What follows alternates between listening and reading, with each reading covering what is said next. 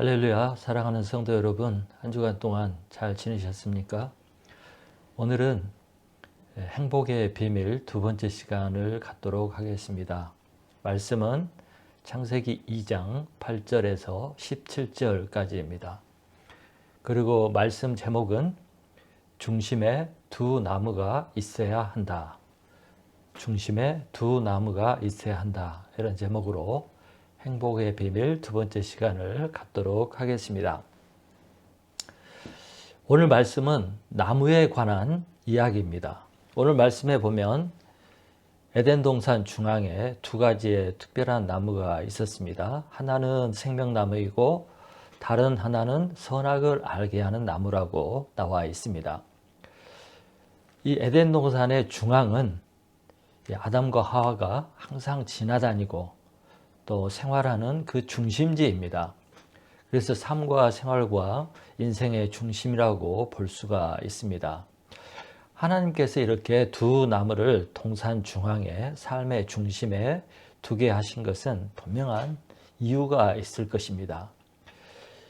이 이유를 우리가 분명하게 알 때 우리는 하나님이 원하시는 행복을 누리면서 살 수가 있게 됩니다. 왜냐하면 이 두 나무를 하나님께서 우리 인간들의 행복을 위해서 두셨기 때문입니다. 그래서 이 시간 행복의 두 번째 시간, 행복의 비밀 두 번째 시간, 두 나무를 두신 이유를 살펴보도록 하겠습니다. 첫 번째, 생명나무입니다. 생명나무. 자, 9절을 읽어보겠습니다. 9절. 여호와 하나님이 그 땅에서 보기에 아름답고 먹기에 좋은 나무가 나게 하시니 동산 가운데는 생명나무와 선악을 알게 하는 나무도 있더라.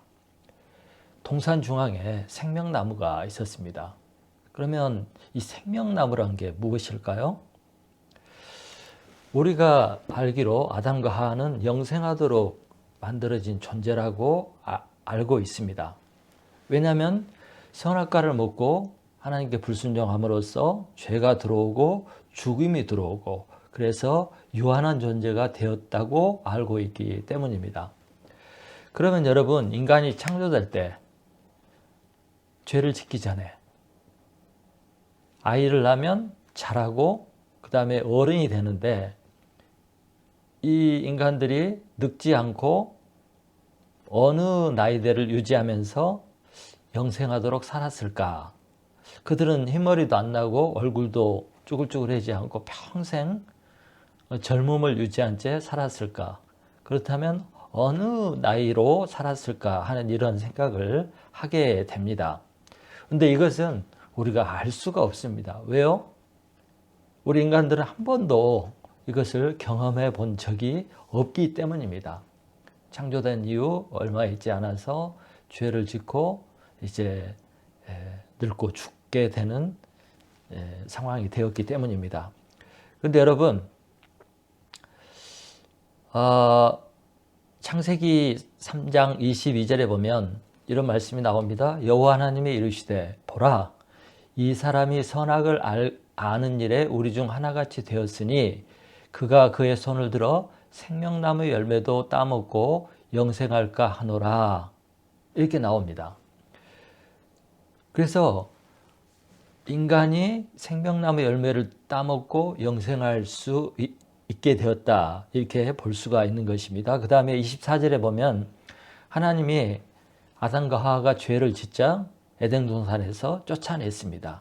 그런 다음에 천사들에게 불칼을 들고 이 동산을 지키게 하였습니다. 왜 그렇게 했습니까? 그 이유는 성경은 생명나무를 먹지 못하게 하기 위함이라고 말하고 있습니다. 이 말씀을 볼 때 아담과 하와는 이 생명나무의 과실을 먹음으로써 생명을 유지하고 영생을 누리며 살 수 있었다고 볼 수가 있습니다.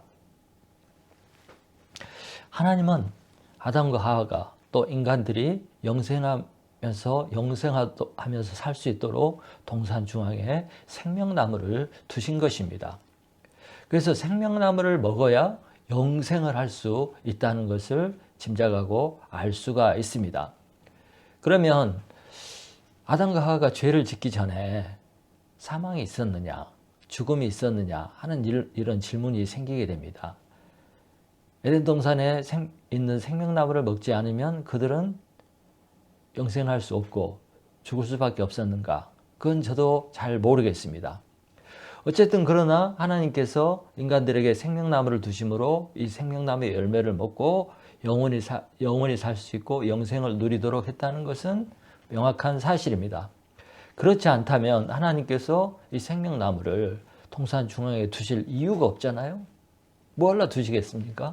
먹고 영생하라 이렇게 두신 것입니다. 그래서 아담과 하와는 날마다 이 생명나무의 열매를 먹으면서 젊음을 유지하고 이렇게 살 수가 있게 되었습니다. 그래서 이 생명나무는 아담과 하와뿐만 아니라 우리 인생들에게 절대적으로 중요한 나무가 된 것입니다. 만일 사람이 영생하지 못하고 태어나서 죽게 된다면, 죽어간다면 우리 인생은 늘 두렵고 불안합니다. 그래서 누가복음 1장에 보면 평생토록 죽음의 종로로 단다고 이렇게 나와 있습니다. 이런 인간들은 절대 행복할 수가 없는 것입니다. 오늘날 사람들이 제일 두려워하는 것이 무엇입니까? 죽음입니다. 죽음이죠. 그래서 늙어가면 죽음이 가까우기 때문에 늘 불안하고 두렵습니다. 나이가 먹을수록, 시간이 갈수록 죽음은 우리에게 가까워집니다. 그래서 슬프고 안타깝고 괴롭고 또 불안하고 두렵습니다. 이런 두려움이 나이 먹은 사람들에게만 있는 게 아니라 요즘 젊은이들에게도 많습니다. 그렇게 열심히 공부하고 살았지만 대학을 졸업할 때쯤 되면 잡을 구할 수 있을까? 직장을 구할 수 있을까? 직장을 못 구하면 살기 힘든데 이런 불안감이 어디서 오냐면 직장이 없고 돈을 벌지 못하면 살 수가 없다. 죽음이다. 이런 생각이 드는 거죠. 그래서 우리가 모든 불안의 뿌리를 찾아보면 죽음입니다. 그래서 이 죽음은 우리들에게 불안, 슬픔, 고통, 허무, 아픔, 두려움 이런 걸 가져다 주고 이것들에 의해서 지배를 받으면 그 인생은 절대 행복할 수가 없는 것입니다. 우리 인간들에게 그래서 생명에 대한 확신, 영생에 대한 확신, 죽음에 대한 두려움을 극복하지 못하는 이상 절대로 그 인생은 행복할 수가 없는 것입니다. 아무리 큰 권력을 가졌어도 아무리 많은 재산을 가졌어도 세상 것을 다 가졌다 하고 사람들이 다 부러워할지라도 죽음 문제를 극복하지 못하고 영생에 대한 소망이 없으면 행복할 수가 없는 것입니다. 요즘에는 그래서 사람들이 인간 복제나 생명 연장에 대한 연구가 활발히 이루어지고 있는데 이런 것을 생각하면서 그 소망을 갖죠. 안 죽고 살 수 있나? 그러나 사람은 반드시 죽습니다. 영원히 살 수가 없습니다. 그래서 우리 인간이 행복하려면 영생에 대한 확신이 있어야 돼요. 죽음에 대한 공포와 두려움과 염려를 극복할 수 있어야 됩니다. 이렇게 하는 길은 생명나무의 열매를 먹어야 되는 것입니다. 생명나무의 열매, 그것을 먹어야 이 문제를 극복하고 해결할 수가 있습니다. 그렇다면 하나님이 천사를 보내고 불칼로 지키게 했던 그 생명나무, 그리고 지금은 없어져 버린 그 생명나무는 도대체 어디에 있는 것입니까? 생명나무 열매를 먹어야 되는데 그 나무, 그 열매가 어디에 있는 것입니까? 요한복음 6장 35절에 보면 예수님께서 자신을 생명의 떡, 생명의 양식이라고 자신을 소개를 했습니다. 예수님이 5,000명이 넘는 사람들을 떡 5개와 빵 5개죠. 물고기 2마리를 부풀려서 5,000명이 넘는 사람들이 먹게 되었습니다. 그 사람들은 이 예수님을 모시면 일하지 않고도 먹고 살 수 있겠다 생각하고 날마다 예수님을 막 쫓아다니기 시작했습니다. 그런데 예수님께서 이들에게 더 이상 양식을 만들어주지 않았습니다. 그러면서 예수님이 자신을 생명의 떡이라고 소개를 하면서 그 빵만 먹지 말고 생명의 떡인 나를 먹으라. 그래야 영생이 있다. 이렇게 가르쳤습니다. 자, 이스라엘 백성들이요. 애굽에서 400년 동안 종살이 하다가 모세를 통하여 탈출을 하게 되었고 이제 광야에서 40년을 살게 되었습니다. 광야는 음식을 생산할 수도 없고 경작을 할 수도 없고 음식을 구할 수도 없는 그런 곳이었습니다. 그런데 이스라엘 백성들이 애굽에서 나올 때 가져온 음식은 다 떨어져 버리고 이제 음식이 없으므로 굶어 죽게 될 수밖에 없었습니다. 그런데 그때 하나님께서 하늘에서 음식을 내려주셔서 40년 동안 굶어 죽지 않고 살게 하셨습니다. 그것이 바로 만나입니다. 만나는 이스라엘 백성들이 먹을 수 있는 음식이었는데 그것이 땅에서 나온 것이 아니고 사람의 수고에 의해서 만들어진 것이 아니라 하나님이 하늘에서 내려주신 하늘 양식이었습니다. 그들은 일하지도 않고 경작하지도 않고 추수하지도 않았지만 하나님이 내려주신 떡으로 생명을 유지하면서 살 수 있었던 것입니다. 예수님이 이것을 상상하면서 예시하면서 자신이 만나처럼 하늘에서 내려온 음식, 생명을 주는 양식이라고 말한 것입니다. 그래서 예수님은 자신을 먹을 때 너희들이 이 땅에서 또 영원히 죽지 않고 영생하게 된다. 그런 말씀을 하신 것입니다. 그래서 이 말씀을 보면 예수님이 바로 생명의 양식, 생명나무의 열매가 되신다는 것입니다. 여러분, 이 땅에서 우리가 아무리 열심히 먹고 하루 3끼 먹고 더 먹고 해도 때가 되면 반드시 죽습니다. 이 땅의 음식, 이 땅에 있는 것들은 절대 우리의 생명을 보장하지 못하고 생명을 영원히 살도록 해주지 못합니다. 다 죽게 됩니다. 111세를 살아도 결국 죽고 다 죽게 됩니다. 한 사람도 안 죽고 살 수 있는 사람은 없습니다. 그런데 오늘 하늘에서 내려온 떡, 양식인 예수님을 먹으면 이 예수님을 통해서 영생을 얻게 된다는 것입니다. 요한복음 2장 15절에 이는 그를 믿는 자마다 영생을 얻게 하려 하심이라. 그는 예수님입니다. 예수님을 믿는 자마다 영생을 얻게 된다. 그 다음에 요한복음 5장 24절에서는 이렇게 말합니다. 믿는 자는 죽음에서 생명으로 옮겼다. 믿지 않는 자는 죽고 심판을 받고 지옥에 가는데 예수님을 믿으면 그 심판과 죽음에서 영생으로 하늘나라로 옮겨진다는 것입니다. 또 성경의 마지막 장인 요한계시록 22장에 보면 이렇게 나옵니다. 천국에는 하나님과 예수님의 그 보좌로부터 생명수가 흘러나오고 이것이 강이 되고 강 좌우에 생명나무가 있다고 그랬습니다. 그래서 우리가 예수님을 믿으면 이 생명나무의 열매를 먹게 되고 영생을 누리게 되는 것입니다. 죄로 인해서 죽고 심판받고 지옥에 가야 할 우리 인생들을 구원하시고 영생과 구원을 주시기 위해서 오신 분이 바로 예수님입니다. 생명나무 예수님입니다. 이 예수님을 믿을 때, 먹고 마실 때 우리는 생명을 얻고 영원히 살 수 있게 되는 것입니다. 그래서 반드시 우리는 이 예수님을 믿고 이 예수님을 먹어야 됩니다. 그럼 우리가 어떻게 예수님을 생명나무이신 생명나무 열매가 되시는 예수님을 먹고 살 수가 있습니까? 그것은 예수님을 나의 구주로, 구세주로, 하나님의 아들로 믿는 것입니다. 나의 죄를 위해서 죽으시고 죽음을 이기고 십자가에 부활하심으로 말미암아 내 죄를 사하시고 부활 생명을 주시는 그 예수님을 믿는 것입니다. 또 그 예수님의 말씀을 믿는 것입니다. 그렇게 될 때 예수님이 내 안에 들어오시고 나와 함께 사시고 예수님의 생명이 내 생명이 되어서 영생할 수 있게 되는 것입니다.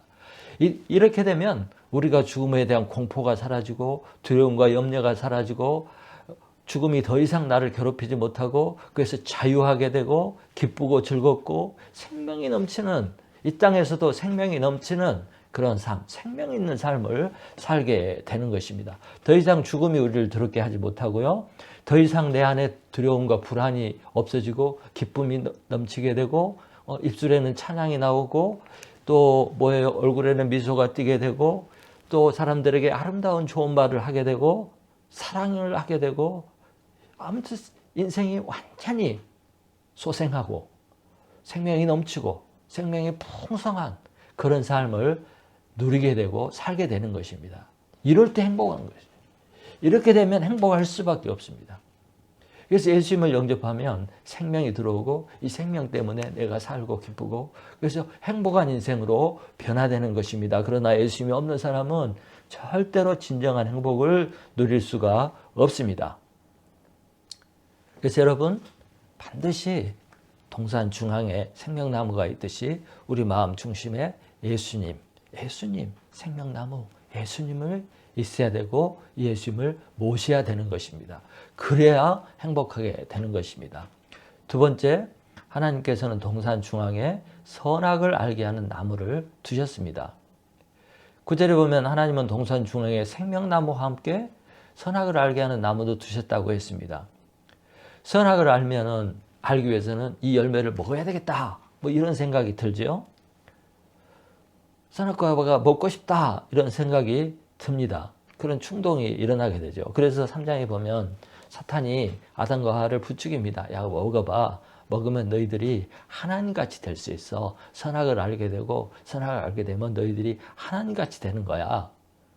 그래서 따먹었어요. 근데 하나님같이 되었습니까? No. 죽음이 들어오고 그들은 불안한 존재, 죄에 짓고 타락한 존재, 하나님과 관계가 깨어진 그런 존재가 되고 말았습니다. 그래서 선악과는 먹어야 되겠다 이런 생각은 잘못된 생각입니다. 또 사람들은 이 선악과를 드셨기 때문에 아담과 하와가 타락하게 됐다. 죄를 짓게 됐다. 그래서 이 선악과는 필요 없는 것인데 하나님이 만들어 두신 나쁜 것이다. 이렇게 생각을 합니다. 또 선악과 자체를 동산 중앙에 두신 하나님은 참 나쁜 분이다. 왜 선악과를 만들어 가지고 우리를 죄짓게 하고 타락하게 하고 이렇게 했느냐? 하나님한테 책임이 있다. 이렇게 부정적으로 하나님을 생각하는 분들도 있습니다. 선악과도 나쁘고 선악과를 두신 하나님도 나쁘다. 그런데 이것은 매우 잘못 생각하고 오해하고 있는 것입니다. 하나님은 언제나 선하십니다. 하나님은 악이 없으십니다. 하나님은 언제나 우리 인간들의 유익을 위해서 일하시고 도와주시는 분이십니다. 그렇기 때문에 이 선악과를 주신 데는 분명 선한 뜻과 선한 목적과 하나님의 좋으신 뜻이 있는 것입니다. 그러면 왜 하나님이 이 선악과를 동산 중앙에 두셨고 이것을 먹는 날에는 정령 죽으리라 이렇게 무서운 말씀을 하셨을까요? 이것을 우리가 생각해 보아야 합니다. 17절을 읽어보겠습니다. 17절 선악을 알게 하는 나무의 열매는 먹지 말라. 내가 먹는 날에는 반드시 죽으리라 하시니라. 하나님께서는 동산 중앙에 선악과 나무를 두셨습니다. 선악과 열매가 있죠. 그리고 먹지 말라고 명령을 하셨습니다. 명령과 함께 그걸 어기고 먹게 되면 반드시 죽으리라는 심판을, 벌을 얘기하셨습니다. 결국 이것은 이 선악과 나무는 하나님이 만드신 법입니다. 뭐 하라, 하지 말라. 만일 하면 벌을 주겠다. 이게 법이잖아요. 법, 규범, 법. 그래서 이 선악과는 아담과 하와가 눈으로 보는 법이었어요. 이 나무가 법이 된 것입니다. 그리고 마음과 생각에 이루어지는 법이 된 것입니다. 그래서 하나님께서는 아담과 하와에게 한 가지 법을 주신 거예요. 사실 하나님은 에덴 동산에 수만 가지의 나무들을 두시고 또 열매를 맺게 하시고 마음대로 먹으라고 그랬어요. 또 못하게 한 게 한 가지 빼고는 없습니다. 무한대한 자유를 주신 거예요. 뭐든지 할 수 있었어요. 자유의지를 주고 판단하고 결단할 수 있는 자유를 주신 거예요. 그래서 자기 자유의지를 가지고 자기 원하는 대로 결단하고 살 수 있는 그런 존재로 인간을 만들었습니다. 이런 자유를 주시지 않고 로봇으로 만들거나 또 꼭두각시로 만들거나 식민지 백성처럼 무자비하게 이렇게 했거나 이런 존재로 만들지 않았어요. 자유가 없고 이렇게 만들었다면 인간은 절대 행복할 수가 없습니다. 그러나 자유를 주셨어요. 자유자로 주셨어요. 선택할 수 있는 자유를 주신 것입니다. 그러나 하나님께서 인간들에게 100% 무한대한 자유를 주면 문제가 생긴다는 것을 알고 있었습니다. 예를 들어서 이 세상에 법이 없고 우리 마음대로 할 수 있다고 자유를 주면 여러분 어떻게 할까요? 마음대로 해도 된다. 법이 없다. 또 벌도 없다. 어떻게 할까요?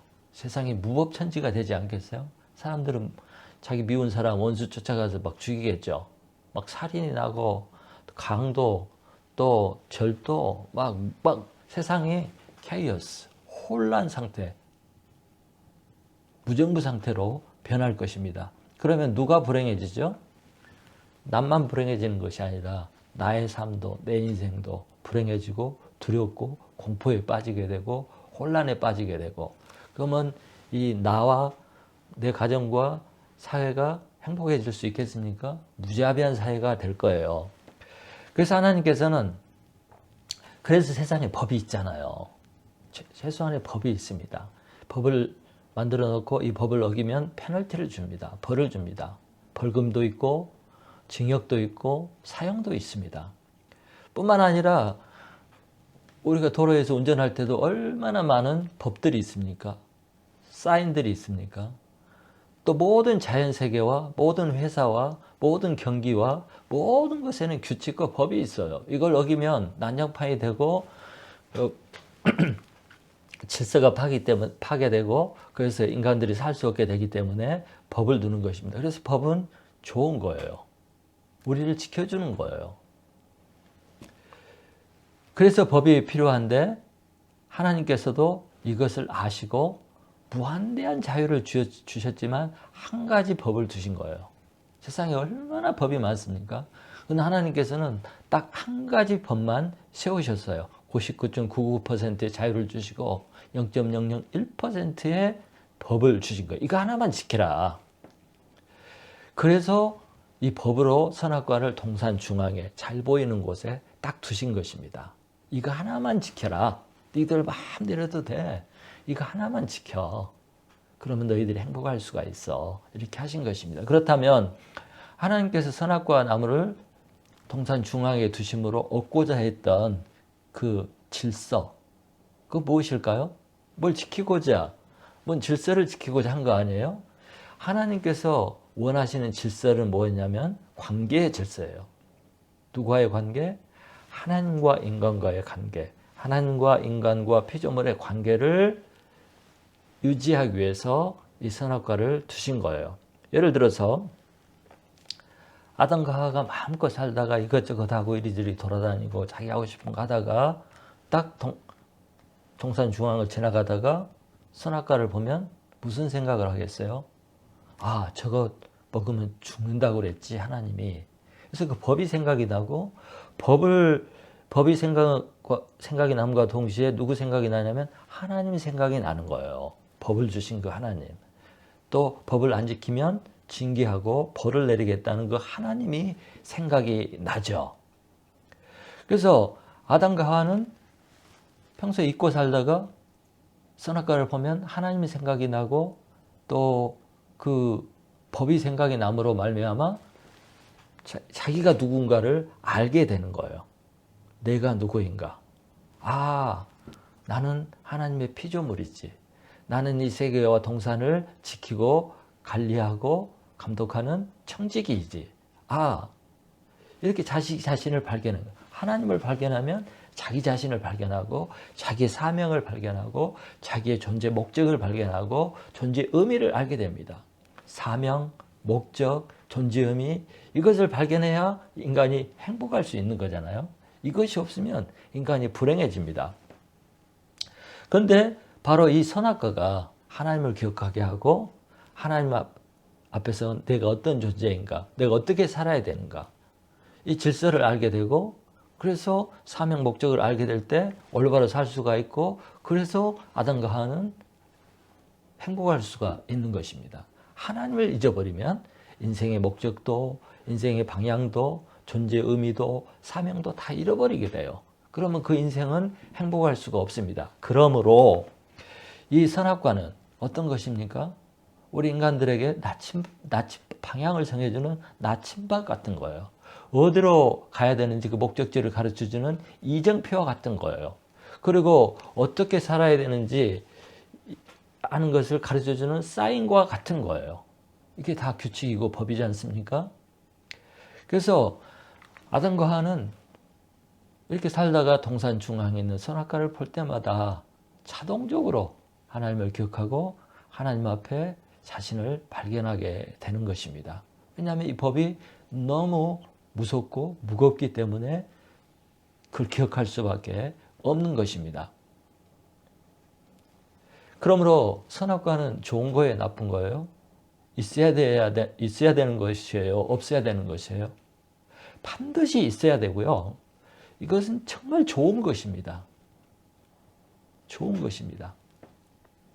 하나님과 우리와 만물과의 영적 질서를 지켜주고 우리가 질서 가운데 삶으로 인해서 혼돈하지 않고 올바른 방향으로 가고 삶의 의미와 목적을 찾게 되고 그래서 행복한 거예요. 이것이 없다면 우리 인생은 혼란스럽고 허무하고 방황하고 무기력하고 이렇게 되는 것입니다. 불행하게 되는 것이죠. 그러면 여러분 우리에게 필요한 이 선악과 나무 선악을 알게 하는 나무가 어디가 있습니까? 이 법은 어디에 있는 것입니까? 지금은 선악을 알게 하는 나무가 없잖아요. 도대체 우리의 행복을 지켜주는 이 법은 어디에 있는 것입니까? 그것은 바로 하나님의 말씀, 성경 말씀이 법입니다. 선악과 나무입니다. 여러분 하나님은 이스라엘 백성들을 이집트에서 해방시키셨잖아요. 그래가지고 이스라엘 백성들을 광야로 데리고 나왔습니다. 그리고 50일째 그 광야 시내산 자락에서 하나님과 이스라엘 백성들이 언약을 맺습니다. 그래서 시내산 언약이라고 그래요. 거기서 하나님과 이스라엘 백성들이 서로 약속을 합니다. 무슨 약속? 나는 하나님을 섬기고 하나님을 따르겠다. 또 하나님은 나는 이스라엘 너희들의 하나님이 되겠다. 그래서 우리가 서약을 하자 하고 서약식, 결혼식과 같은 서약을, 언약을 맺게 됩니다. 그래서 이스라엘 백성은 하나님의 백성이 되고 하나님은 이스라엘 백성의 하나님이 되었습니다. 그리고 하나님이 언약을 맺은 이들에게 주신 것이 있습니다. 그것이 바로 십계명입니다. 십계명은 두 돌판에 새겨져 있는데 누가 기록을 했냐면 하나님이 직접 두 돌판을 만드시고 이 돌판에 하나님이 직접 기록을 해서 이스라엘 백성들에게 주셨습니다. 이것이 바로 이스라엘 백성들이 지켜야 할 하나님의 법이었던 것이에요. 이 법을 지킬 때 그들은 하나님의 백성으로서 영원히 살 수 있고 영생을 누리며 아니죠. 하나님과 관계를 유지하며 하나님의 백성으로 살 수 있게 된 것입니다. 그럴 때 그 백성들이 행복하고 하나님은 그 백성의 하나님이 돼서 그들을 돌봐주시고 보호해 주시고 제공해 주시는 그 일을 하신 것입니다. 그래서 행복할 수가 있게 되었습니다. 하나님은 그러면 이 두 돌판 하나님이 주신 계명이 어디에 있었느냐? 이스라엘 12지파가 광야에서 삥 둘러서 텐트를 치고 살았는데 그 한가운데 성막이 있었어요. 성전이라고 그러는데 나중에 성막이 있었어요. 성막 안에는 성소가 있고 성소 가장 깊은 곳에 지성소가 있고 지성소 안에 언약궤가 있는데 그 언약궤 안에 두 돌판, 십계명이 쓰여진 두 돌판이 있었어요. 그러니까 이스라엘 백성들의 가장 중심 깊은 곳에 이 십계명 두 돌판이 있는 것입니다. 그것은 이들이 항상 이 계명을 기억하고 이 계명을 지키고 살 때 하나님의 백성으로 살 수 있고 행복하게 살 수 있다는 그런 의미가 되는 거예요. 그래서 하나님의 계명이 우리 마음 중심에 있을 때 우리는 이 법대로 살 때 우리는 행복할 수가 있는 것입니다. 에덴 동산 중심에 선악과 계명이 있었듯이 또 이스라엘 그 족속 중심에 십계명이 있었듯이 우리 중심에 하나님의 계명의 말씀이 있을 때 우리가 하나님과의 올바른 관계를 맺고 깊은 관계를 맺고 하나님의 백성으로 살 수 있게 되고 그럴 때 우리가 행복할 수가 있는 것입니다. 그러면 현재 우리에게 주신 하나님의 법, 계명은 무엇일까요? 예수님께서는 이제 구약시대는 가고 신약시대, 예수님 시대가 왔을 때 예수님께서 우리들에게 새 계명을 주셨습니다. 요한복음 13장 34절에 이렇게 말씀하십니다. 새 계명을 너희에게 주노니 서로 사랑하라. 내가 너희를 사랑한 것 같이 너희도 서로 사랑하라. 이것이 새 계명이었습니다. 서로 사랑하는 거, 내 이웃을 사랑하는 거, 이것이 예수님께서 새로운 하나의 백성인 우리 그리스도인들에게 주시는 새 계명이었습니다. 이것은 구약의 십계명을 대신한 새 계명입니다. 그러므로 이 계명은 지켜도 되고 안 지켜도 되는 그런 게 아니에요. 선악과를 따먹어도 되고 안 따먹어도 안 따먹어도 되고 따먹어도 되는 그런 게 아니잖아요. 반드시 지키라고 그랬잖아요. 지키지 않으면 반드시 죽으리라고 그랬잖아요. 그렇기 때문에 반드시 지켜야 되는 것입니다. 그래서 이건 선악과와 같은 거예요. 새 계명을 주노니 너희가 서로 사랑하라. 그러므로 이 계명을 어기면 어떻게 돼요? 선악과를 먹으면 반드시 죽듯이 이 계명을 어기면 죽게 되는 것입니다. 생명을 잃게 되는 것입니다. 하나님과 끊어지게 되는 것입니다. 그래서 영생을 누릴 수 없게 되는 것입니다. 2주 전에도 말씀을 드렸는데 사랑이 없으면요. 우리의 모든 행위와 모든 업적과 모든 헌신, 모든 종교 행위가 다 헛것이라고 했습니다. 종교생활, 교회생활이 무용지물이 된다는 거예요. 사랑하지 않으면.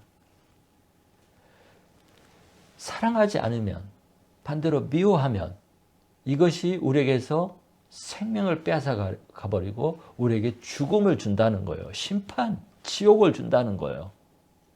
그래서 사랑하지 않으면 거기에는 영생이 없습니다. 왜?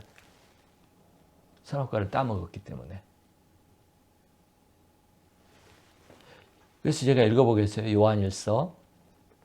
잘 들어보세요. 요한일서 3장 14, 15절. 우리는 형제를 사랑함으로 사망에서 옮겨 생명으로 들어간 줄을 알거니와. 예, 우리가 사랑함으로 사망에서 생명으로 옮겼다니까요. 우리가 알거니와. 우리 다 알아요. 사랑하지 아니하는 자는 사망에 머물러 있느니라. 사랑하지 않으면 죽음에 있대요. 생명이 없대요.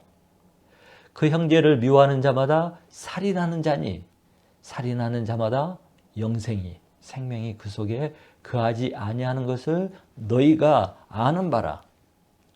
그래서 사랑하지 않으면 미워하면 죽음에 있고 살인한 자고 생명이 없어요.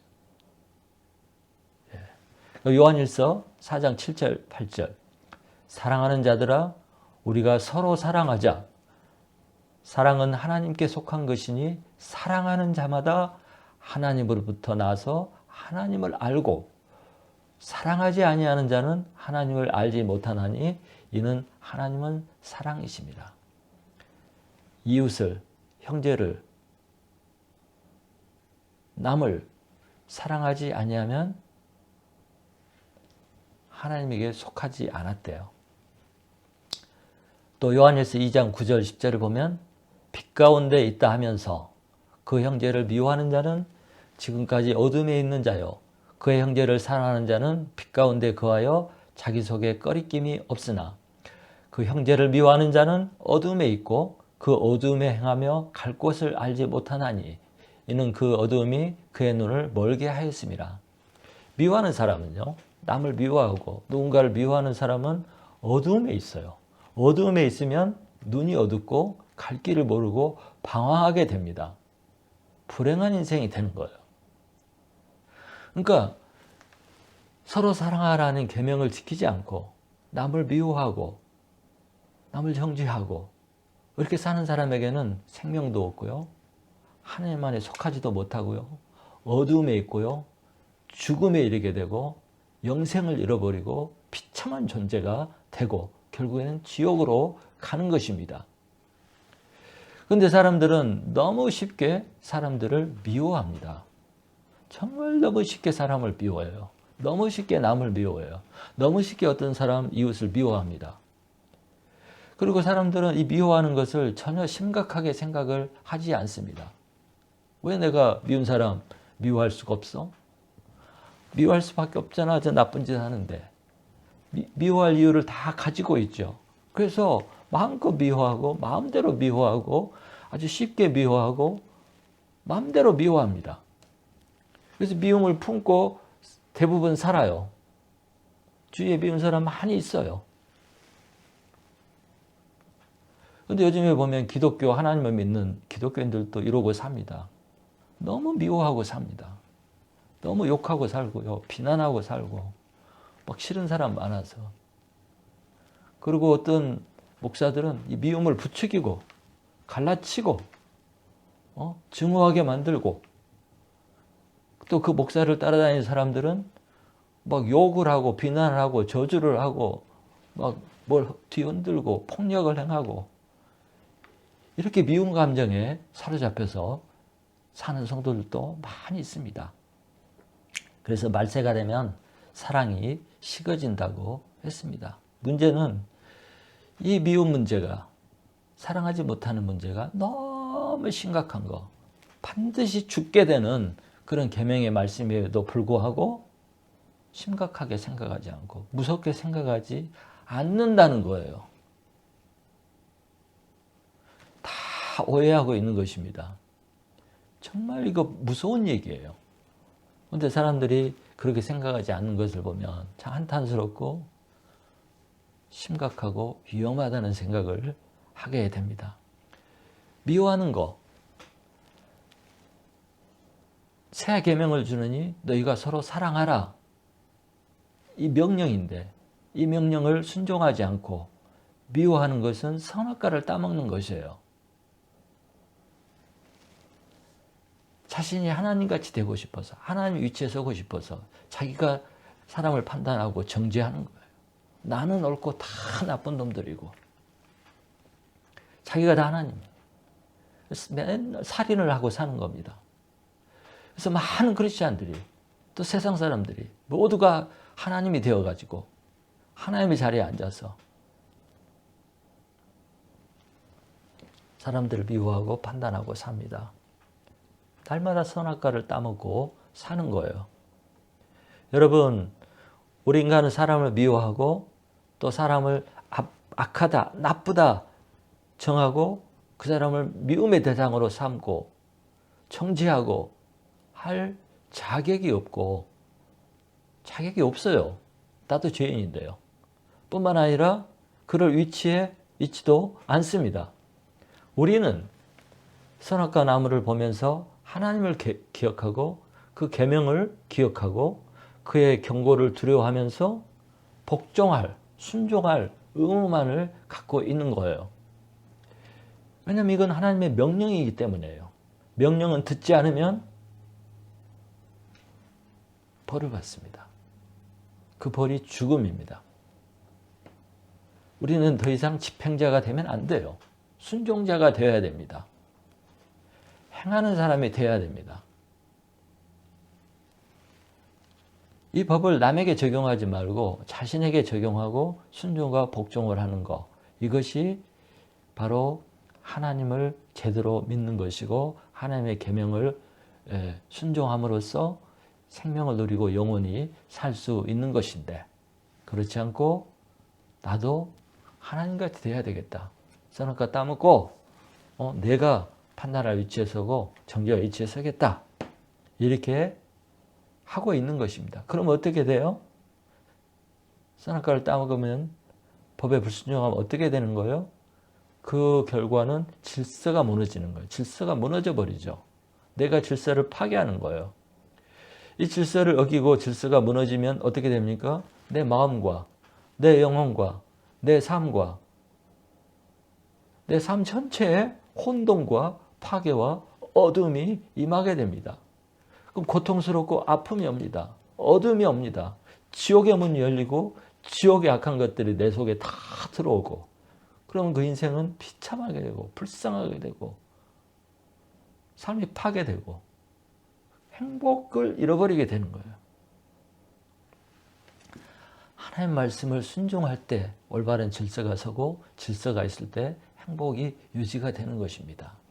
그런데 사람들이 선악과를 따먹고 이 질서를 파괴시키고, 그래서 자신을 스스로 불행하게 만들고, 불행으로 끝나면 괜찮아요. 죽음과 지옥으로 이끌어가는 그런 삶을 자기 스스로 만들어가고 있는 것입니다. 그 결과 어떻게 돼요? 자신도 불행하고, 가정도 불행하고, 사회도 불행하고, 국가도 불행해지는 혼돈과 어두움과 악만 범람하는 그런 세상이 되어가는 것이죠. 이렇게 할 때 인간은 절대 행복할 수가 없습니다. 그래서 우리는 절대로 선악과를 따먹으면 안 됩니다. 오직 선악을 결정하고 심판하실 분은 하나님뿐이에요. 우리는 하나님의 계명에 순종하는 것이 우리가 할 일입니다. 그것은 바로 새 계명인 형제를, 이웃을, 내 주위 사람을, 모든 사람을 사랑하는 거예요. 이것을 알고 사랑의 계명에 순종하는 사람은, 이 나무를 보고 순종하는 사람은 질서가 있고 행복하고 평안과 안식과 빛이, 생명이 넘치는 삶을 살게 되는 것입니다. 그러므로 우리 안에 반드시 선악과 나무가 중심이 있어야 돼요. 그것이 바로 하나님의 말씀, 십계명이 되고, 이 신약시대는 새 계명, 서로 사랑하라는 이 계명을 절대로 마음 중심에 딱 세우고, 어떤 경우에도 어떤 상황에서도 미워하지 않고 불쌍히 여기고 기도하는 그런 중심이 설 때 그 인생이 행복할 수가 있는 것입니다. 결국 우리 인간이 행복하려면 우리 마음 중심에 두 그루의 나무가 반드시 있어야 됩니다. 하나는 생명나무입니다. 하나는 선악을 알게 하는 나무입니다. 생명나무는 예수님입니다. 선악을 알게 하는 나무는 예수님이 우리에게 주신 새 계명입니다. 이것을 열심히 따먹고 살면 우리 삶이 풍성해지고, 우리 삶이 아름다워지고, 우리 삶에 질서가 생기고, 우리 삶이 풍성한, 아름다운, 기쁨이 넘치는 평안한 그런 삶이 될 것입니다. 그것이 바로 행복입니다. 그런 삶을 원하지 않습니까? 여러분, 반드시 여러분 삶과 마음과 생활의 중심에 이 두 나무를 굳게, 반듯하게 세우시기를 간절히 축원합니다.